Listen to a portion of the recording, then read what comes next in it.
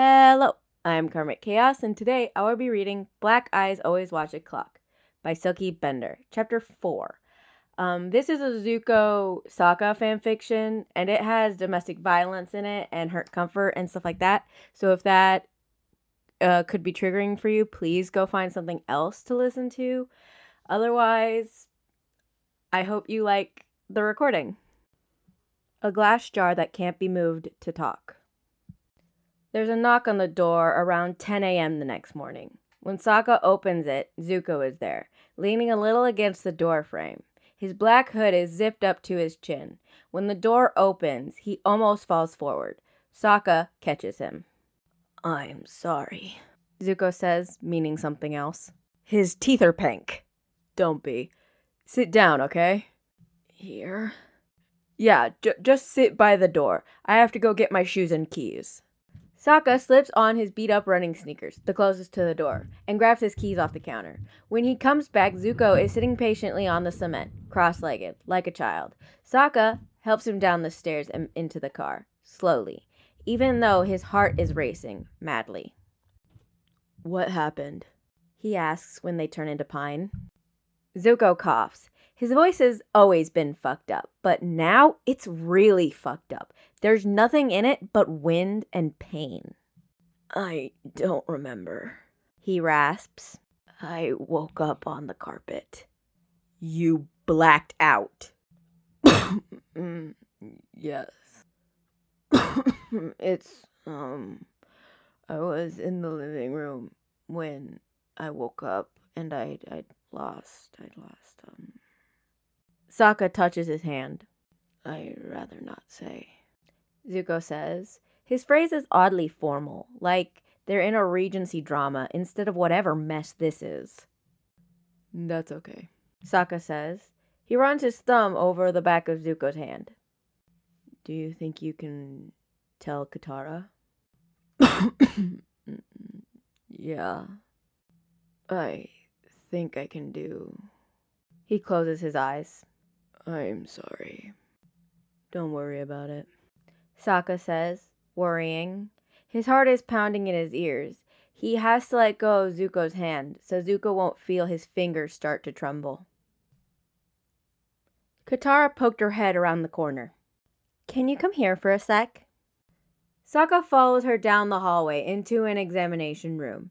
He worries for a moment that she's bringing him to see Zuko. He isn't sure if he can handle that right now. Zuko, in a flimsy paper gown and socked feet, looking ill. But the room is empty. All clean lines and glass jars full of tongue depressors and cotton swabs. Sokka can see how it might be nice in the middle of a catastrophe to come into a room like this and feel like the world is, if not kind, at least well organized. "What time did he show up at your place?" she asks as the door clicks shut. 10:15, 10:20-ish. "And you saw him the day before?" "Yeah, he was fine around 3 p.m. "Husband came home around 5? "Around 5:30-ish. Sokka pauses. "Actually, he was at the mailbox that day. He never gets the mail. Zhao, I mean." "When did you see him?" "Fuck, I don't know." Sokka rubs his face. "I guess it was earlier than usual. Maybe it was like 4:30.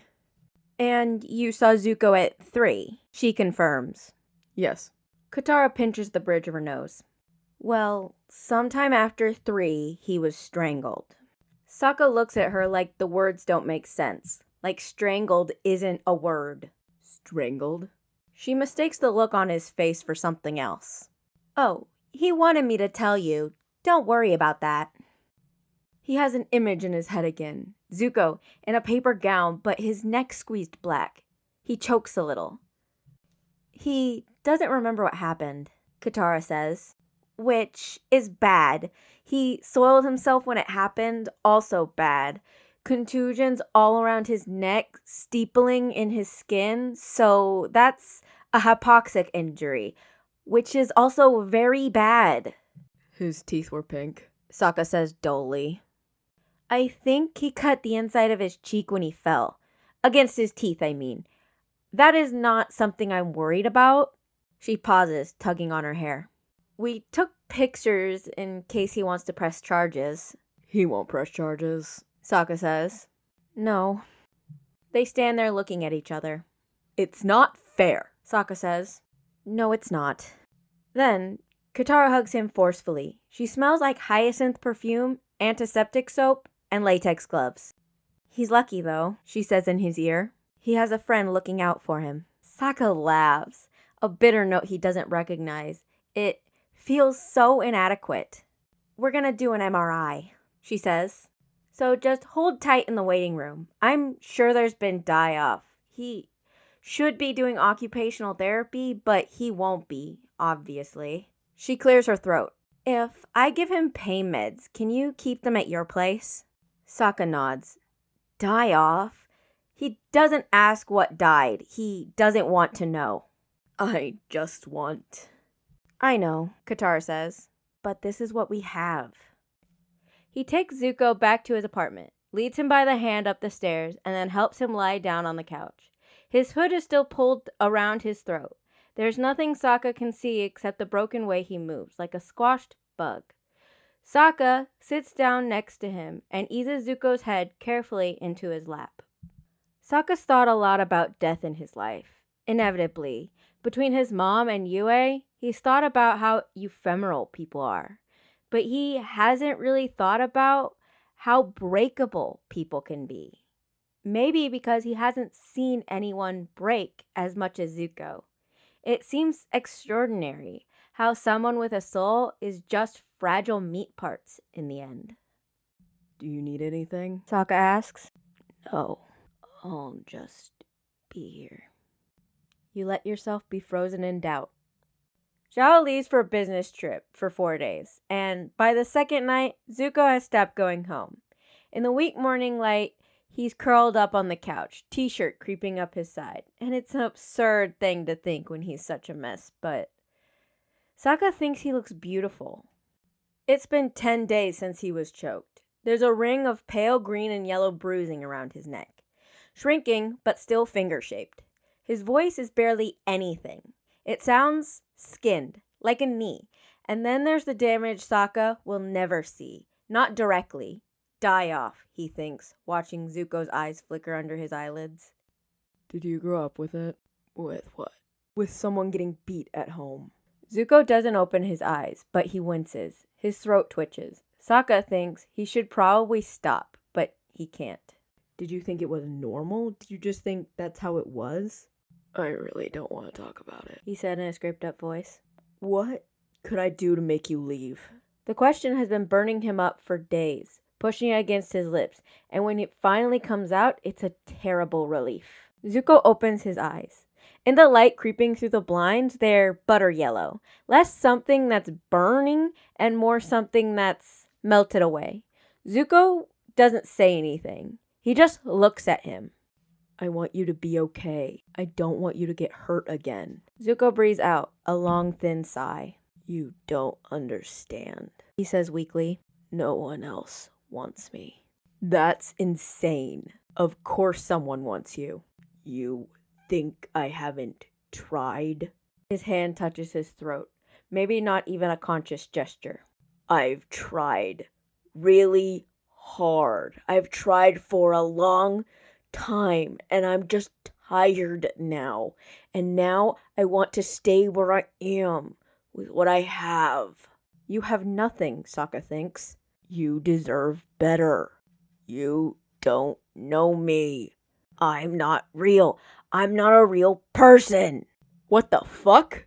Sokka is trying not to get angry, but it's getting hard. He's not mad at Zuko. He doesn't know what he's mad at. Don't talk like that. Of course you're a real person. Zuko stands up, like he's getting ready to leave. Instead, he unzips his hoodie, shrugs out of his pants, and peels off his t-shirt. Then he looks at Sokka and waits. He's white all over, soft in a way Sokka hasn't noticed before, with a stomach that pouts out of the waistband of his boxers and cuts into his hips. Running under each breast is a long purple scar. Sokka stands there, waiting for him to get it. I'm not a real person, he says again. Sokka stands up and Zuko flinches, like he's expecting to be hit. He puts his arms around Zuko and folds him into a close hug, his palms resting on the bare skin of Zuko's back.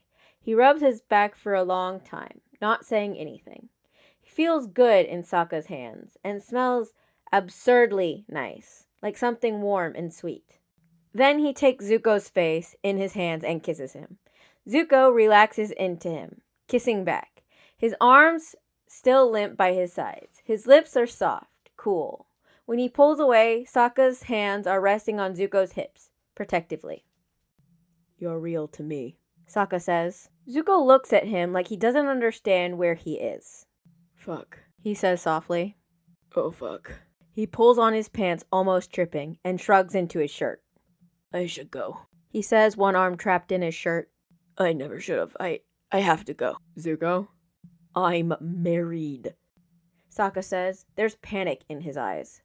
That's true. It's painful that that's true. Confusing even. And Sokka can't argue that it's not true. And he doesn't want to argue with Zuko anyway. He only wants him not to leave. And by this point, he's already gone. You think I'm mean because I called you out. He drives over to Aang Katara's place after he knows her shift is done. She opens the door dressed for date night. White gauzy dress and lilac shadow on her eyes. Surprised to see him. I didn't know Zuko was trans, Sokka says. Katara looks at him. I didn't know you didn't know. It doesn't matter. It's just that there's a lot of things that make sense now. Do you want to come in? No, Sokka says, exasperated, following her inside. I want to have this conversation on your doorstep like a fucking lunatic. Is he okay? I kissed him. Katara's lips are pressed into a thin line. It was really nice. I mean, he was really nice. I know he's really nice. You shouldn't have kissed him.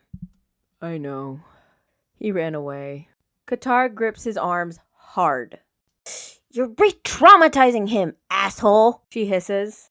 I wasn't. Sokka protests. It was nice. We both liked it.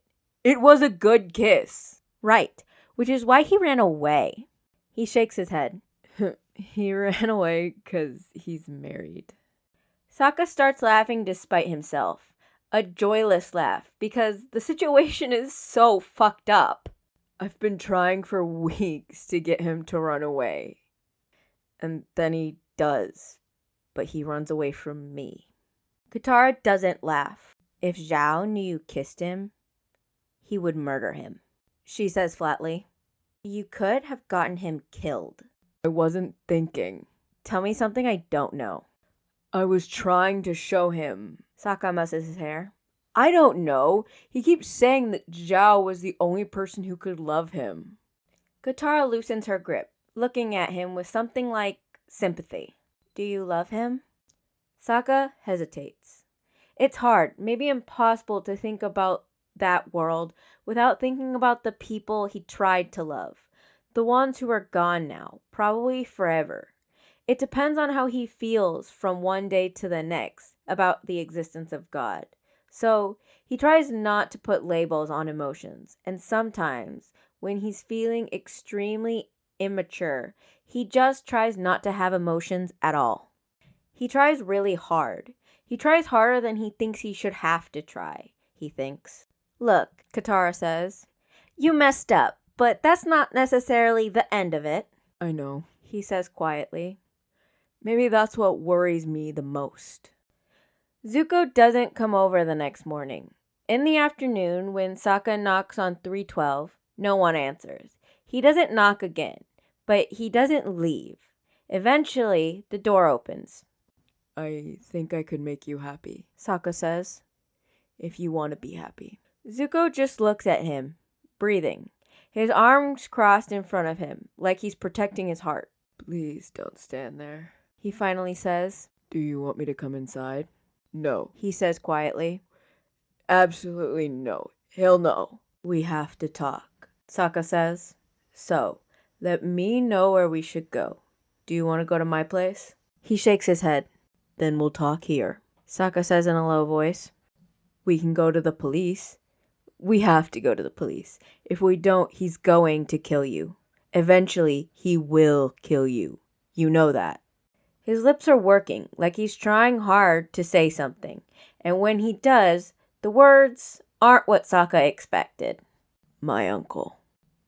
We'll get you a phone. You can call your uncle or text. Whatever you want. Your uncle doesn't have to worry about you. Sokka smooths Zuko's hair back behind his ear and then just stops there, cupping his face. He isn't trying to read it, but it's hard not to. Zuko looks so blank.